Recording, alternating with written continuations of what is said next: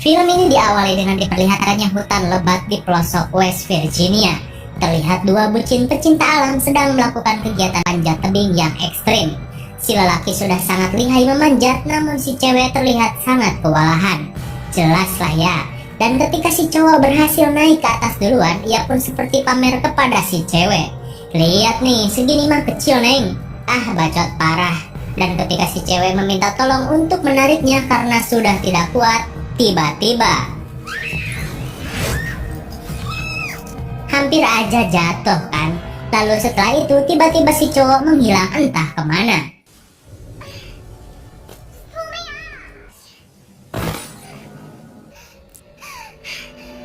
Si cowok seperti dibunuh seseorang dengan darah yang ngacret ke muka ceweknya. Lalu si cowok pun ditarik dan dilempar dari atas tebing. Jelas si cewek panik, lalu ia pun ditarik dengan paksa ke atas tebing. Dirasa nyawanya dalam bahaya, ia pun segera memotong tali tersebut, dan karena panik, ia pun tiba-tiba menjadi lihai nemplok di tebing tanpa pengaman. Namun,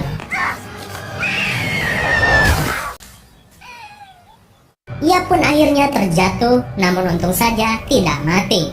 Ia pun melihat pacarnya sudah tidak bernyawa dan tiba-tiba terdengar suara ketawa aneh dari atas tebing. Ia pun segera berlari menjauhi TKP dengan rasa takut yang luar biasa. Hingga ada jebakan yang merengkas kakinya sampai terjatuh.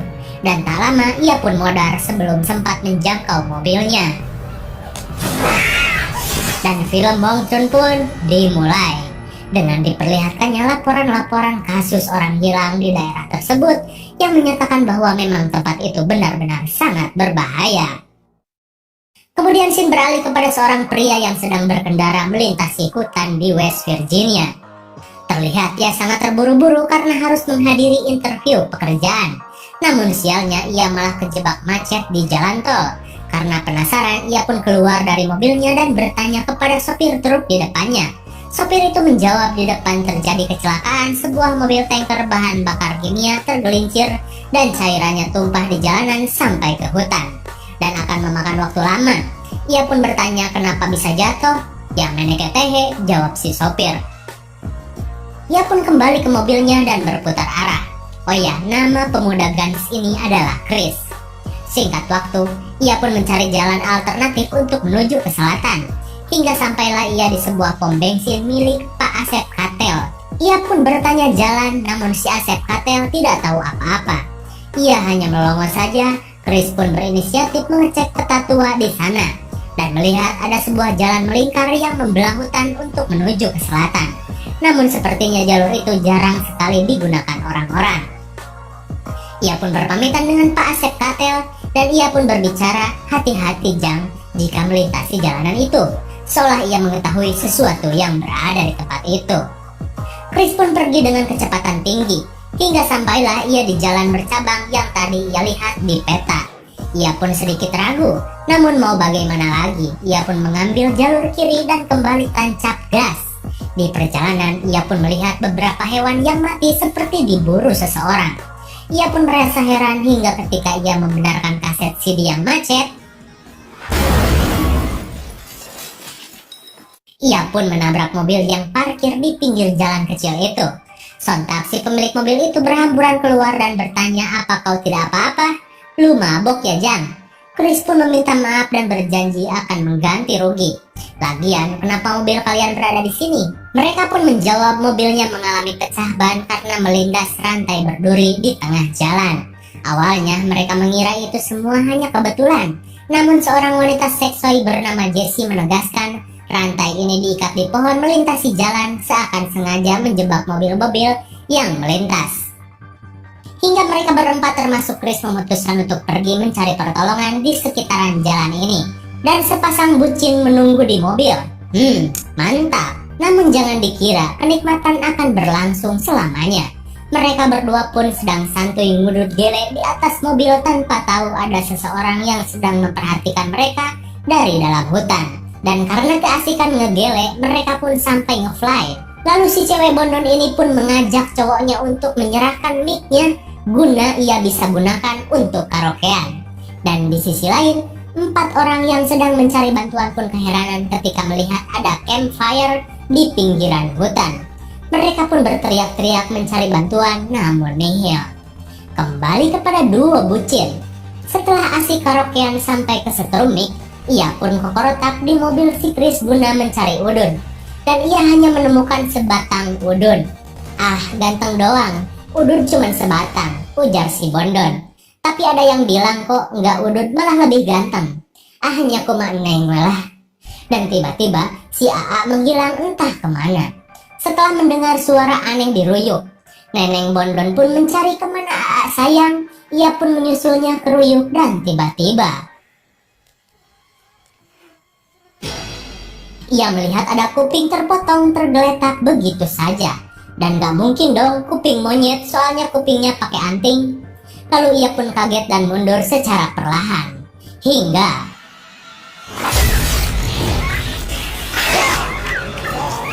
elah, si Bondon pun tewas disergap psikopat menggunakan kawat berduri. 2 orang sudah modar, tersisa 4 orang lagi. Chris dan Jesse pun akhirnya hanya menemukan jalan buntu di ujung jalan. Mereka pun kebingungan harus bagaimana. Lantas mau bagaimana lagi, mereka pun kembali berjalan. Dan setelah beberapa jam mereka mencari, akhirnya mereka menemukan sebuah gubuk tua di tengah hutan yang dihiasi banyak sekali mobil rongsok di sana. Ah, udah pasti ini mah rumah psikopat. Jesse pun sudah mulai curiga dan gak enak hati. Namun karena dalam kondisi emergensi, mereka pun memberanikan diri untuk masuk. Dan di dalam alangkah sangat pabalatak alias berantakan. Ya kalau bersih bukan rumah psikopat namanya.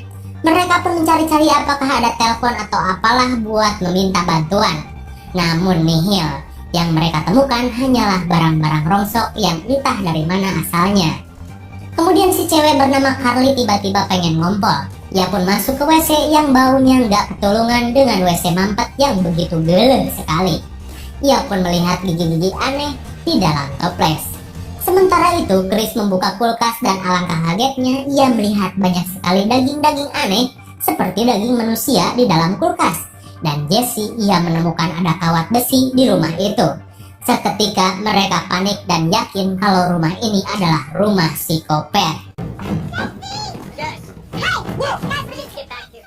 Dan sialnya, di saat yang bersamaan mobil psikopat datang dengan menderek mobil-mobil mereka. Sontak mereka panik dan mencoba berlari ke pintu belakang. Namun seperti biasa, tidak semudah itu. Dan akhirnya, para psikopat itu pun memasuki rumah.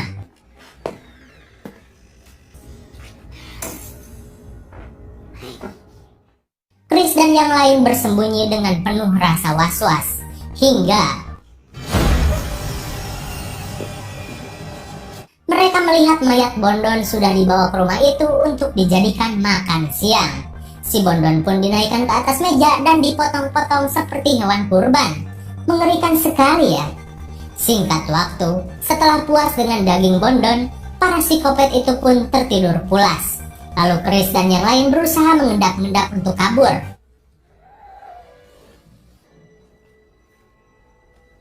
Namun ketika mereka membuka pintu, si engsel besotnya berisik. Chris pun menahannya menggunakan tangan sampai berdarah. Namun tiba-tiba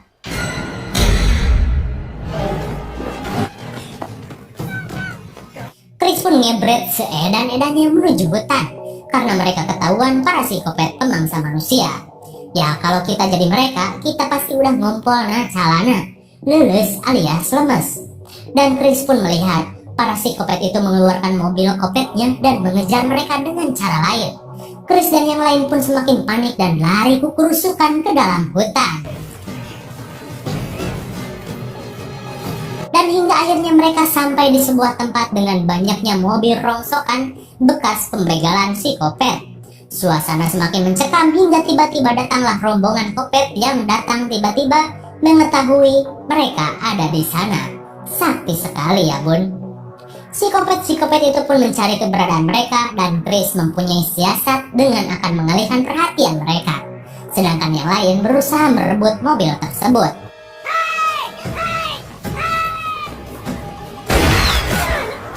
Namun mereka menyepelekan bullseye psikopat. One shot ambruk, Chris tertembak di kakinya. Dirasa Chris dalam bahaya, si cowok Galing pun berusaha mengalihkan perhatian.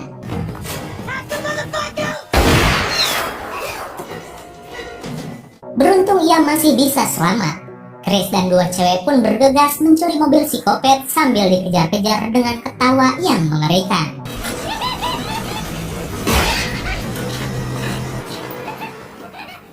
Si Galing yang lari dengan sangat edan sekali melintasi hutan, dan 3 orang yang lain ngebut mencari keberadaan si Galing.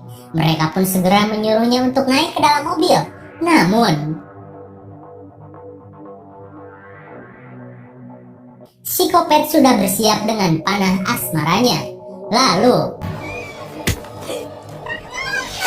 si Galing gak bisa bergerak dan ternyata ia sudah terpanah hingga 3 kali. Sungguh sangat GG, melebihi panah Hawkeye. Dirasa si Galing tidak punya harapan, mereka pun pergi ngebut dan si Galing menjadi santapan para psikopat. Singkat waktu, malam mulai menjelang dan jalan sialnya buntu. Mau tidak mau mereka harus berjalan di tengah hutan dan akhirnya mereka menemukan ada sebuah menara pengawas. Mereka pun berusaha naik ke atas menara tersebut. Di sana mereka menemukan P3K dan mengobati luka dari Chris. Sedangkan si Carly menemukan ada sebuah radio. Mereka pun berusaha meminta bantuan, namun seperti biasa, kalau tuh radio lancar, bukan film psikopat namanya. Dan ketika mereka sedang berusaha dengan radio bututnya, tiba-tiba para psikopat itu berhasil membututi mereka. Gila sih, bisa dikejar sampai sini boy. Namun seketika para psikopat itu hampir melewati menara. Tiba-tiba radio butut menyala dan membuat suara keras. Aduh, cek aing ge, giliran lagi ngumpet malah nyala. Alhasil mereka pun diserang di atas menara.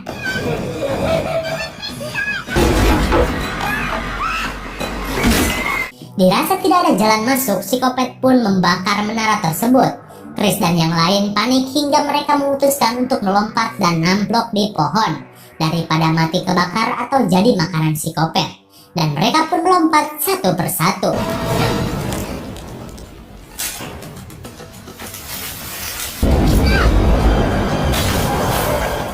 Untung saja masih hoki, namun sepertinya para psikopat itu tahu mereka ada di atas pohon, hingga mereka mengutus psikopat mini untuk menyerang mereka dari atas pohon. Sedangkan psikopat yang gede-gede memanah mereka. Dan benar saja, ketika si Carly akan melangkah,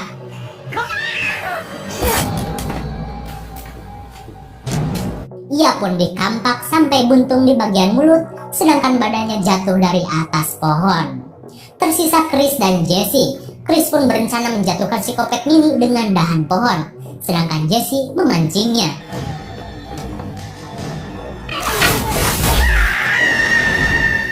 Mamamtah, psikopat pun terjatuh dari ketinggian yang ekstrim. Namun apa ia mati? Jelas, enggak lah, karena psikopat kuat anjir. Ia masih sehat walafiat. Dan akhirnya mereka berhasil lolos. Meski terus dikejar-kejar psikopat tersebut, mereka pun bersembunyi di balik air terjun sampai pagi menjelang. Chris dan Jesse pun kembali melanjutkan pelarian, hingga akhirnya mereka menemukan jalan besar dan ketika mereka akan turun,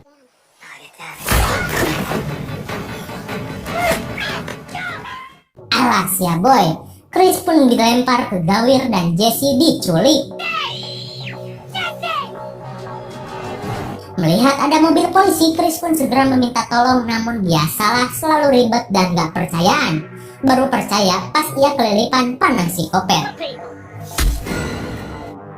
Modar lah. Chris pun segera bersembunyi dan polisi itu pun diambil untuk disembelih. Chris yang tahu Jesse diculik pun langsung nemplok di bawah mobil untuk membuntutinya. Di sisi lain, Jesse pun sedang dirogahala oleh para psikopat. Hingga Chris pun sampai di rumah psikopat itu kembali. Ia pun mempunyai siasat sementara para psikopat sedang sibuk mengurus tangkapannya. Lalu terjadilah adegan pertarungan yang menegangkan.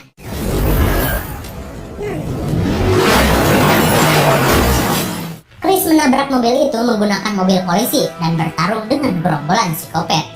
Ia pun berhasil melumpuhkan si bongsor dengan kunci mobil dan membebaskan Jesse. Namun,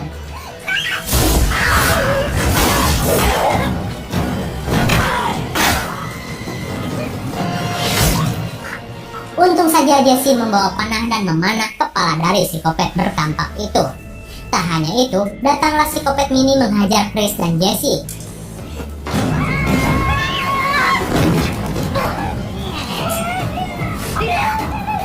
Dan akhirnya si mini pun dikampak Jesse sampai modar. Hah? Modar? Masa sih? Chris pun mengambil senapan yang cuma sisa 1 peluru saja. Dan benar saja, para psikopat yang berhasil dilumpuhkan mendadak kembali bangkit. Gak aneh sih, karena memang psikopat mah kuat. Jelas. Dan Chris pun mempunyai ide dengan akan meledakkan mobil berkompan tersebut. Dan meledaklah rumah psikopat dengan sangat dahsyat. Singkat waktu, Chris dan Jesse pun pergi menggunakan mobil derek psikopat. Ia pun kembali ke pom mini Pak Asep Cattell. Namun Pak Asep Cattell merasa sangat kaget melihat Chris dan Jesse selamat dari serangan makhluk penghuni West Virginia. Ia pun seakan tidak percaya. Ia pun berkata, "GG sekali kau di sana." Chris pun mengambil peta di sana dan pergi bersama Jesse. Dan film pun belum berakhir. Di malam hari, Pak Polisi India yang dengan sangat bodoh datang di saat semua sudah teratasi. Bahkan dengan api yang sudah padam menandakan dia sangat-sangat telat kacida. Ia pun memeriksa TKP dan psikopat terusin sama kalian. Dan film pun berakhir.